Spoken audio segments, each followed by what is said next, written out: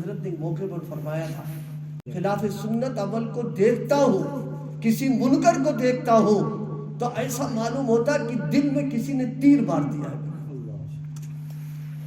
دل میں تیر مار دیا ہے۔ یہاں تو دل میں ذرا سا درد ہو تو ڈاکٹر پاس دوڑتے ہیں، وہ فرماتے ہیں میرے دل پر جیسے کسی نے تیر مار دیا، اتنی مجھ کو تکلیف ہوتی ہے۔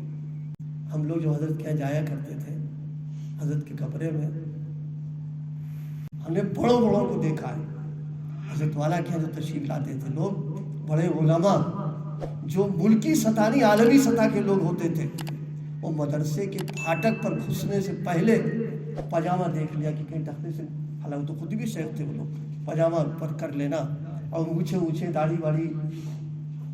تو ہم لوگ دل میں ایک بات تھی وہ جو میں آپ سے عرض کر رہا ہوں کہ حضرت سے ملاقات کے وقت اتنا اہتمام کرنا کہ لباس بھی بالکل شریعت کے مطابق ہو، چہرہ شریعت کے مطابق ہو، بال ہمارے صحیح ہو، تو بار بار دل میں خیال آتا تھا کہ جب اس کے پاس، اس شخص کے پاس ملنے پر اتنے وہ ہو رہے ہیں تو اللہ پاک نے ان کے دل میں کتنی منکرات کی نفرت رکھی ہوگی کہ اس کی بنیاد پر ملنے والا اتنا اہتمام کرنا۔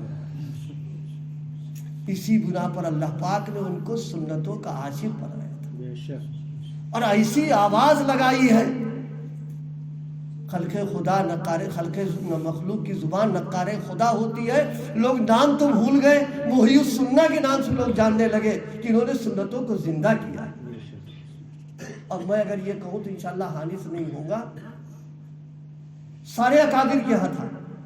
حجت الاسلام حضرت مولانا محمد قاسم صاحب نانوتوی نور اللہ کیسے سنتوں کے لوگ عاشق کیسے تھے۔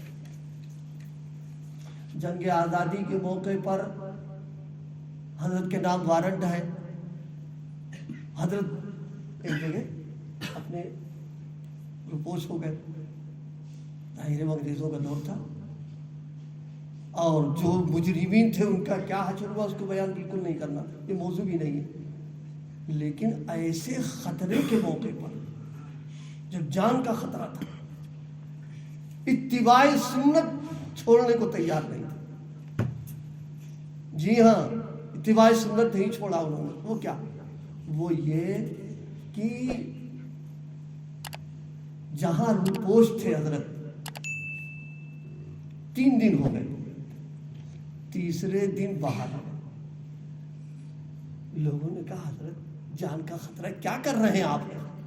روپوش رہیے آپ۔ بڑے پیاری بات فرمائی، کہا میرے آقا نے جب ہجرت کی تھی تو غار میں 3 ہی دن روپوش رہے تھے، لہذا سنت پر عمل کرنے کے بعد اب باہر آ گئے۔ سبحان اللہ، جو اللہ ان کی حفاظت کر سکتا ہے وہ اللہ ہماری بھی حفاظت کرے گا۔ اور تیسرے دن حضرت بے خطر ٹہلنے لگے، اللہ پاک ان کی حفاظت فرما دے۔ یہ میں متباع سنت کی بات عرض کر رہا ہوں۔